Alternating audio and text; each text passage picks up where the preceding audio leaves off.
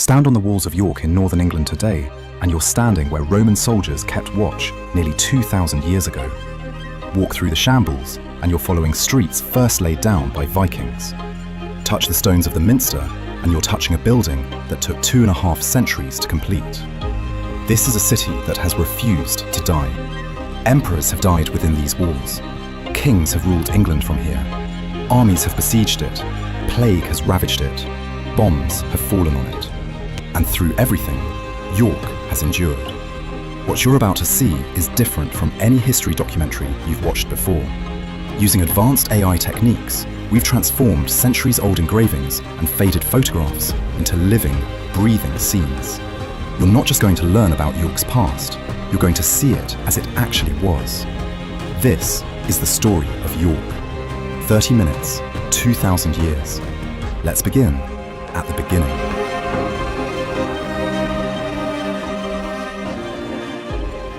It's 71 AD. The Roman 9th Legion pushes deep into hostile territory, chasing British tribes who refuse to submit to Roman rule. They reach a strategic point where two rivers meet, the Ouse and the Foss, and there they stop. Not to rest, but to stay. They build a fortress. Timber walls first, then stone. They call it Eboracum. The 9th Legion makes York their home. 5,000 men, battle-hardened veterans who fought across the empire. They're building bathhouses and barracks, temples and administrative buildings. This isn't a temporary camp. This is the beginning of a city. But then something happens that still puzzles historians today. Sometime in the early 120s, the 9th Legion vanishes. 5,000 soldiers, their standards, their records, all gone from history. Where they went, we may never know. The 6th Legion arrives to replace them, and they remain in York for the next 3 centuries. Eboracum isn't just a frontier fort anymore. It's becoming something far more important. In 211 AD, Emperor Septimius Severus arrives in York after campaigning against the Scots. He's old, exhausted, and dying. He draws his last breath in this city, at the very edge of his empire. His son Caracalla stands in York and makes a decision. This place, this northern fortress, becomes the capital of Britannia Inferior. Half of Roman Britain is now governed from York. Then comes the moment that changes everything. Emperor Constantius dies in York in 306 AD. His soldiers immediately proclaim his son, Constantine, as the new emperor. Constantine doesn't just rule, he transforms the Roman Empire. He legalizes Christianity, ending centuries of persecution. He moves the capital to Constantinople and reshapes the entire structure of imperial power. Western civilization pivots on decisions made by a man who begins his reign right here in York, a statue of whom can be found just outside York Minster today. By 314, York has a bishop attending church councils in Arles. Christianity isn't just tolerated, it's becoming the establishment. The city that was born as a military fortress is now a center of faith and imperial power. When Rome finally withdraws from Britain a century later, the greatest empire the world has ever known crumbles. But York doesn't just disappear with it. The Roman walls begin to crumble. Stone is taken for other buildings. The carefully laid streets disappear beneath mud and new construction. But people remain. The Anglo-Saxons don't conquer an abandoned city. They inherit one, transform it, and make it their own. Eboracum becomes Eoforwic. For 2 centuries, York adapts to the post-Roman world. Then, on Easter Day in 627, King Edwin of Northumbria, a pagan warrior who spent his life fighting for power, walks into a small wooden church in York and allows himself to be baptized. One man's conversion might not sound like much, but Edwin is a king. When kings convert, kingdoms follow. Christianity spreads across Northumbria like wildfire, and York becomes its epicenter. The small wooden church where Edwin is baptized will eventually become the Minster, but that transformation will take centuries. By 735, York's bishop has been elevated to archbishop. York is now on equal footing with Canterbury. England doesn't have one Christian centre anymore. It has 2, and York is one of them. And then the city produces a mind that will shape European thought for generations. Alcuin becomes master of the York School in 778. Under his guidance, it becomes one of the most respected centres of learning in Europe. Monks travel from across the continent to study here. When Charlemagne needs someone to lead education across his vast empire, he he chooses Alcuin from York. This is York's golden age of learning. While most of Europe struggles in the darkness after Rome's fall, York keeps the lamp of knowledge burning. But across the North Sea, other men are building ships and sharpening weapons. They've heard about the wealth of English monasteries, the gold in the churches, the riches waiting to be taken. They're coming, and nothing will stop them.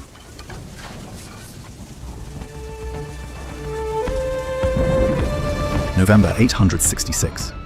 The longships come up the Ouse in the pre-dawn darkness. Hundreds of warriors, Danish and Norwegian, the great heathen army that has already torn through eastern England. They surround Eoforwic before the sun rises. The Anglo-Saxon defenders never stand a chance. By nightfall, the Vikings hold the city. They will keep it for nearly 100 years. They rename it Jorvik, and they don't just occupy it, they rebuild it. This isn't a raid, this is colonization. Viking families settle here, craftsmen set up workshops, merchants establish trade routes connecting York to Dublin, to Scandinavia, to the wider Norse world. Archaeological digs at Coppergate in the 1970s uncover Viking streets so well preserved that leather from their workshops, wood from their buildings, even seeds from their gardens survive 1,000 years underground. Jorvik becomes one of the most important cities in the Viking world. At its height, it may be home to 10,000 people, massive for the time. They mint their own coins here, bearing the names of Viking kings most people have never heard of. The city hums with industry, metalworkers, jewelers, woodcarvers, leatherworkers, all plying their trades in the narrow streets.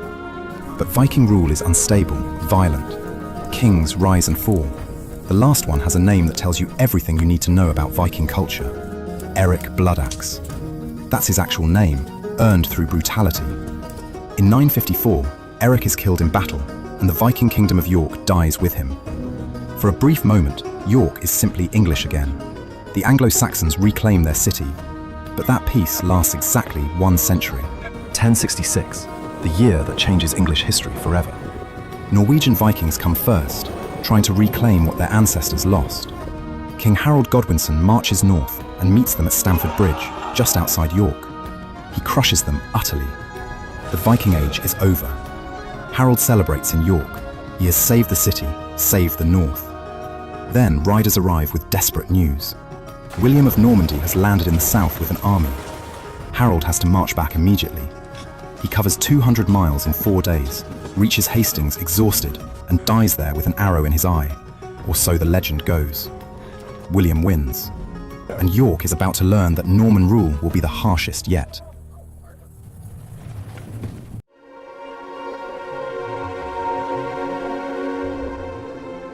William of Normandy, later known as William the Conqueror, rides into York in 1068. He looks at the city that has defied Roman legions and Viking armies, and he gives one order. Build me a castle!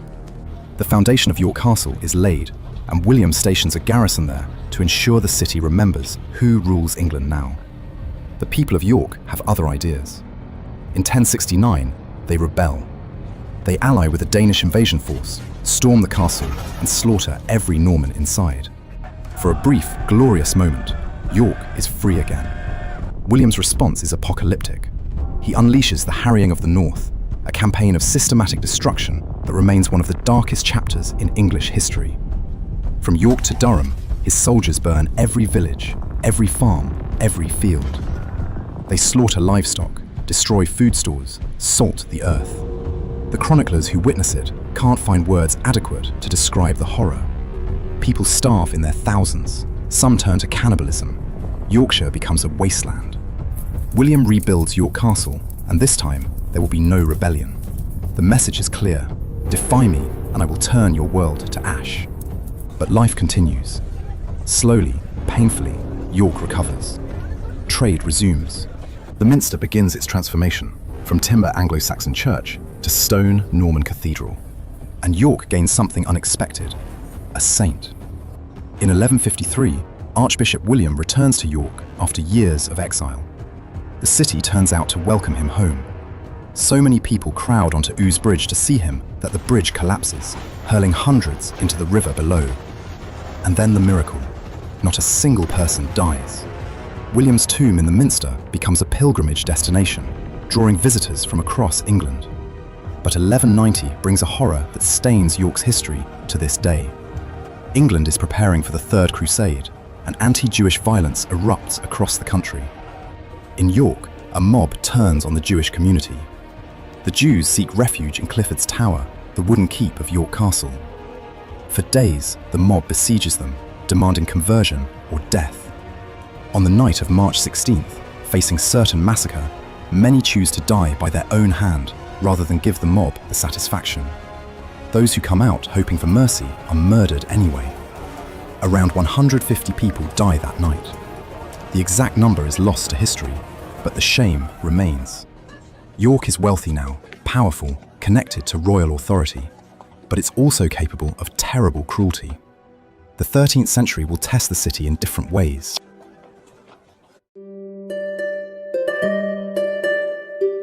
It's the year 1212. King John, probably the worst king England ever has, does something remarkable for York. He grants the city powers of self-governance. York can now run its own affairs, collect its own taxes, administer its own justice. It's essentially an independent city-state within England. This isn't charity, this is business. York has become rich, staggeringly rich, from the wool trade. English wool is the finest in Europe, and York is one of the primary centres for processing and exporting it. With wealth comes power, and York is flexing that power. Then comes 1298, and King Edward I, Longshanks, the Hammer of the Scots, moves the entire English government to York. Not just himself, but everything. The treasury, the exchequer, the law courts, the administrative machinery that runs the kingdom. For 6 years, if you want to do business with the English government, you come to York. Why? Edward is obsessed with conquering Scotland. He needs his government close to the war, and York is the perfect forward base. York isn't just important, it's the temporary capital of England. The Scots notice. In 1319, they raid south and come right to York's walls. In the fighting, they kill the city's mayor. This isn't some distant war, this is battle at the gates. Edward III has happier memories of York. In 1328, he marries Philippa of Hainault in York Minster, in a ceremony that brings the flower of European nobility to the city. York is at the peak of its medieval glory, wealthy from trade, favoured by kings, powerful in its own right. And then comes something much bleaker in 1349. The Black Death arrives in York like a thief in the night. Plague sweeps through the cramped medieval streets, jumping from house to house, person to person. There's no understanding of how disease spreads, no way to stop it. People die in their homes, in the streets, at their workbenches. The death carts can't keep up. Somewhere between a third and half of York's population dies within months. The economic collapse is immediate. Trade stops, workshops stand empty, fields go untended. The city recovers, but it takes decades.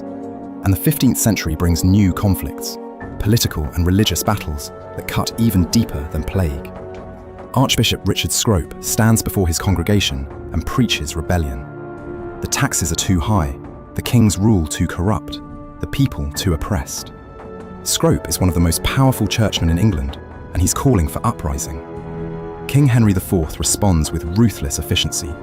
He has Scrope arrested, tried, and beheaded. The execution shocks England. Archbishops aren't supposed to be executed, they're supposed to be untouchable. But Henry IV doesn't care about tradition. Scrope's head comes off, and his body is buried in York Minster. Almost immediately, people begin to venerate him as a martyr. The medieval world is ending, the age of absolute royal power is beginning, and York is about to be caught up in the bloodiest family conflict in English history. In 1472, after 2.5 centuries of construction, York Minster is finally complete. The Gothic cathedral that began in 1220 is consecrated, soaring pointed arches, massive stained glass windows, stone vaults reaching toward heaven. It's the largest Gothic cathedral in Northern Europe. The building that will define York's skyline for centuries to come is finished. But all the while, England has been caught up in a horrible war.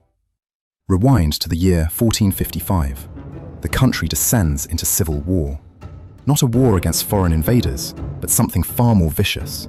A dynastic struggle between two branches of the same royal family, both descended from King Edward III. They're fighting for the throne of England. and the conflict will become known as the Wars of the Roses. On one side, the House of Lancaster, wearing the red rose as their symbol. On the other, the House of York, with the white rose. And York, the city, isn't just caught up in this war, it's at the very heart of it. The white rose flies from these walls. Yorkist armies march from these streets. When a Yorkist sits on the throne, York prospers. When a Lancastrian wins, York suffers. 3 kings from the House of York rule England.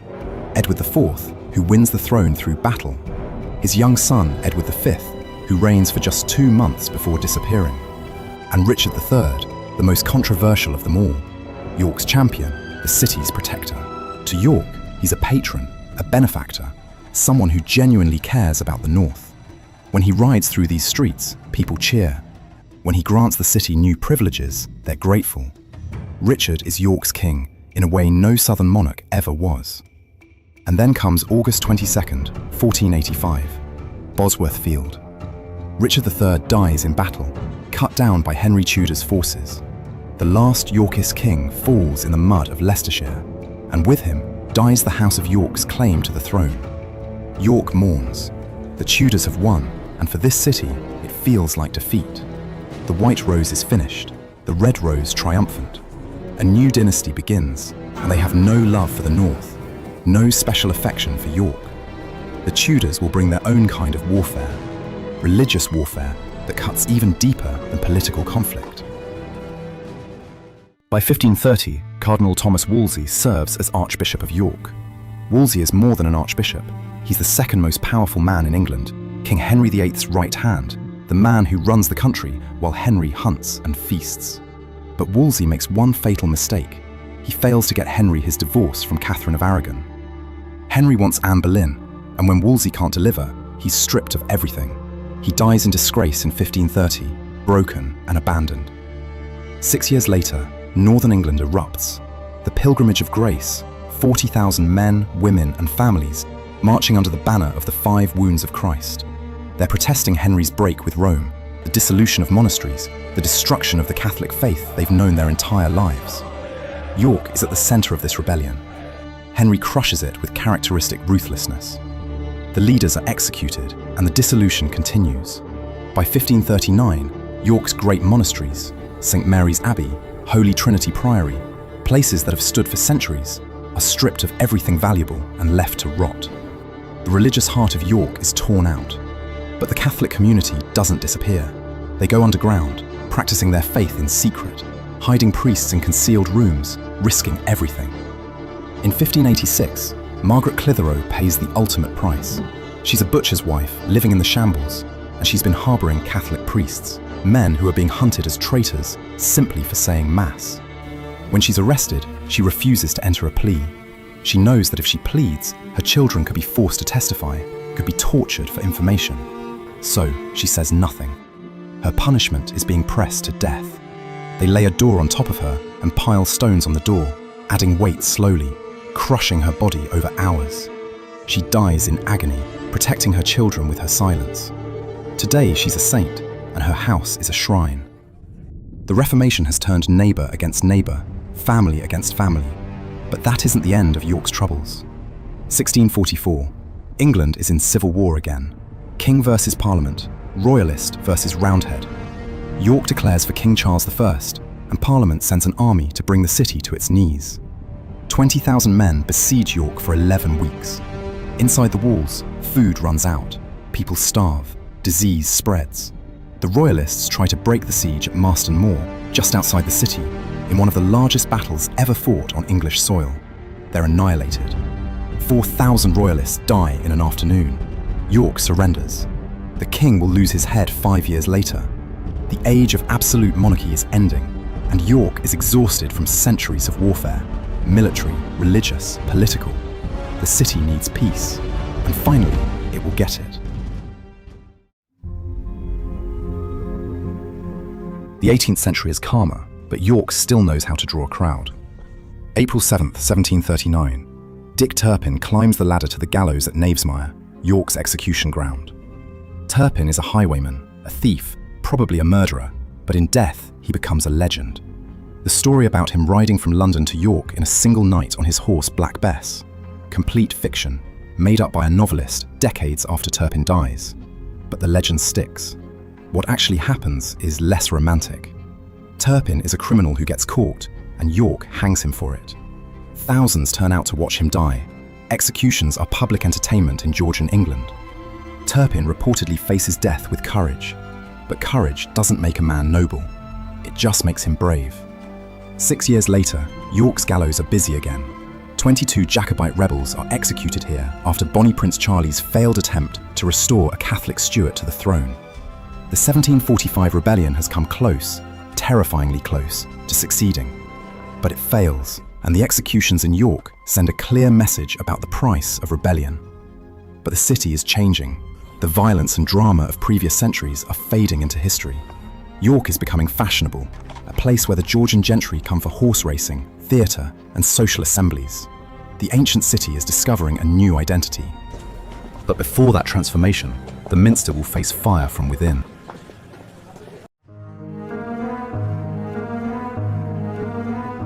February 1st, 1829. Jonathan Martin hides in York Minster as evening service ends. He waits in the shadows as the last priests leave, as the doors are locked, as silence settles over the cathedral. Then he emerges with candles, prayer books, and an unshakable belief that God has commanded him to burn the Minster down. He piles cushions and wooden benches beneath the choir stalls and sets them alight. The fire takes hold quickly. By the time anyone notices, flames are consuming the choir roof. The Minster burns through the night. The medieval roof timbers, the carved choir stalls, centuries of craftsmanship, all reduced to ash. Martin is caught, declared insane, and locked away. The Minster is rebuilt, more spectacular than before. But the message is clear. Even in the peaceful 19th century, York's treasures are vulnerable. 1830 brings something new, the Yorkshire Museum, built in Greek Revival style in the ruins of St Mary's Abbey. For the first time, York is treating its past as something to preserve, study, and celebrate. But 1839 changes everything. The railway arrives in York, and with it comes George Hudson. Hudson isn't born to wealth or power. He's a draper's son who becomes the railway king. He makes York the hub of his railway empire, and the city explodes with growth. Railway workshops employing thousands, new stations, hotels, warehouses. The population surges. Suddenly, London is 5 hours away instead of 2 days. Manchester is accessible. The ancient city that has spent centuries relatively isolated is now connected to the entire country. Tourists pour in, middle-class families who can afford a weekend trip to see the medieval walls and the Minster. York has been many things over the centuries. Roman stronghold, Viking capital, royal seat of power. Now it's becoming something new, a tourist destination, a place where people come to experience history rather than make it. The transformation is just beginning. 1938. The York Castle Museum opens its doors, and visitors walk down a recreated Victorian street called Kirkgate. Shops with authentic goods, gaslights, cobblestones. It's an instant sensation. York isn't just preserving history anymore, it's bringing it to life. But unfortunately for York, it cannot escape the mercy of World War II. 29th of April, 1942, the air raid sirens wail across York at 2:30 in the morning. People stumble from their beds, confused. Why would the Germans bomb York? There are no factories here, no military installations worth mentioning. They don't understand. This isn't a military raid. This is cultural warfare. The Germans call them Baedeker Raids, named after the German tourist guidebook. Hitler has ordered his Luftwaffe to bomb Britain's most historic cities in revenge for RAF raids on German cultural sites. York, with its medieval streets and ancient Minster, is a perfect target. The bombers come in waves. Incendiary bombs rain down, designed to start fires that will spread through the old timber buildings. The Guildhall, which has stood since the 15th century, burns to the ground. Row after row of medieval houses catch fire. The sky glows orange. The Minster should burn. Incendiaries land on its roof. But volunteer firefighters, ordinary people, climb up there in the middle of an air raid and put out the fires before they can spread. They save it. When morning comes and the all clear sounds, 92 people are dead, hundreds are homeless. and large parts of medieval York are smoking ruins. But the Minster stands, York rebuilds, and it grows in ways that would have been unimaginable a century before. In 1963, the University of York is founded, bringing thousands of students to a city that has always been about the past. Now it's thinking about the future. A year later, the National Railway Museum opens, celebrating York's Victorian transformation and becoming one of Britain's most visited museums. Then in 1984, the Jorvik Viking Centre opens, using the incredible discoveries from the archaeological digs in 1979 to recreate Viking York. You can walk through reconstructed streets, see animatronic Vikings at work, even smell what 10th century York smelled like. History isn't something you just read about anymore. It's something you can experience here in York. But the tragedies aren't done yet. Later that year in 1984, another fire breaks out in the Minster. Lightning strikes during a storm, and the south transept roof is engulfed in flames. Some people claim it's divine judgment. The Church of England has just consecrated a bishop whose theology some find controversial. Others just call it bad luck. Either way, the Minster burns again, and York repairs it again, just as it had done after Jonathan Martin's fire 155 years earlier. 2,000 years, 70 generations, one city. This city has witnessed the best and worst of what humans are capable of. Constantine's vision, Viking ingenuity, medieval scholarship, unspeakable violence, unshakable faith, the courage of a butcher's wife, the determination of firefighters saving the Minster while bombs fell around them. If you're from York, this is your heritage. This is what your city has endured and achieved. If you're not from York, you've just learned why this city matters, not just to England, but to the story of Western civilization. Through everything, York has survived, then thrived. History isn't just something that happened, it's something that shaped us. And York has shaped more history than almost any city in Britain. If you enjoyed this journey, please like this video and subscribe for more entire histories. Don't forget to comment below the city you'd love to see next, and it might just be featured in the next video. Thank you for watching, and as always, we'll see you in the past.